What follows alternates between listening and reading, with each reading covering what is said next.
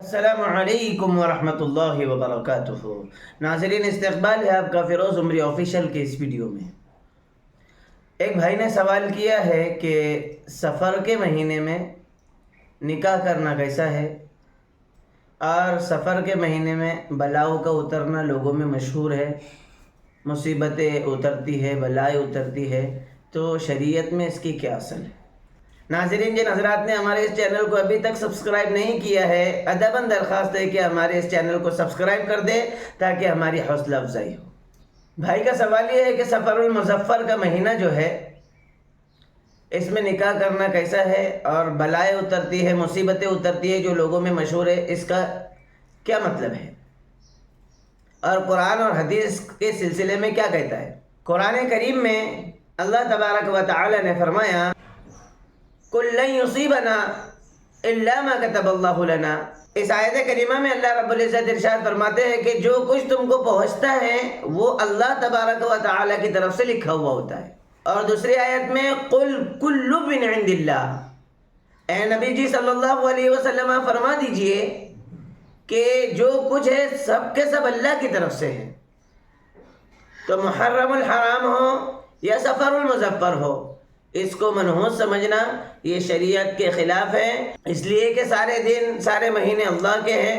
یہ بات بارہا حضرات کے سامنے آ چکی ہے اور آتی رہتی ہے کہ سب دن اللہ کے بنائے ہوئے ہیں، اس لیے کسی مہینے کو منحوس سمجھنا یہ ہمارا اپنا عقیدہ نہیں ہے، اہل سنت والجماعت کا عقیدہ نہیں ہے، بلکہ یہ شیعہ حضرات کا عقیدہ ہے۔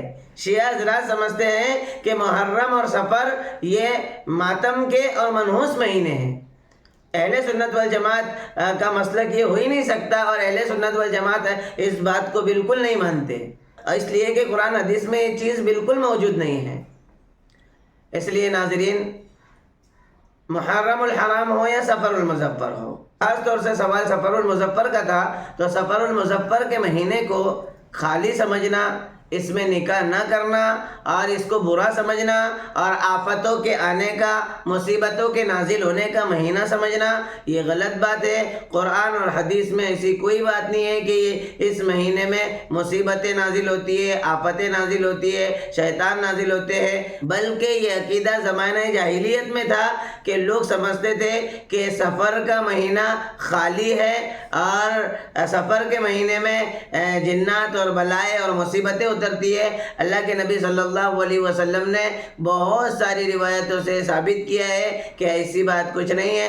باقاعدہ امام بخاری نے سفر المظفر نحوست کا مہینہ نہیں ہے، اس کے لیے ایک مستقل باب باندھا ہے، مستقل باب لکھا ہے، لہذا ثابت یہ ہوتا ہے کہ سفر المظفر کا مہینہ منحوس نہیں ہے۔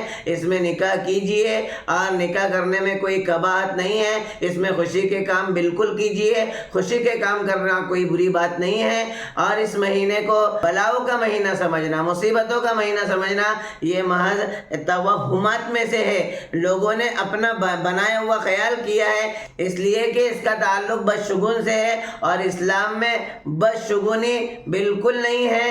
نیک فعلی کی کسی حد تک گنجائش مل سکتی ہے، لیکن بدشگونی اسلام میں نہیں ہے کہ بھائی بدشگونی کہتے ہیں بلی نے راستہ کاٹ دیا تو اب نہیں جائیں گے تو کام خراب ہو جائے گا، یا یہ کہ کسی بھی طریقے کی بدشگونی لینا یہ اسلام میں نہیں ہے۔ اس وجہ سے محرم کے مہینے میں شادی کرنے کے بعد بدشگونی لینا کہ محرم میں شادی ہوئی تھی اس وجہ سے کامیاب نہیں ہے۔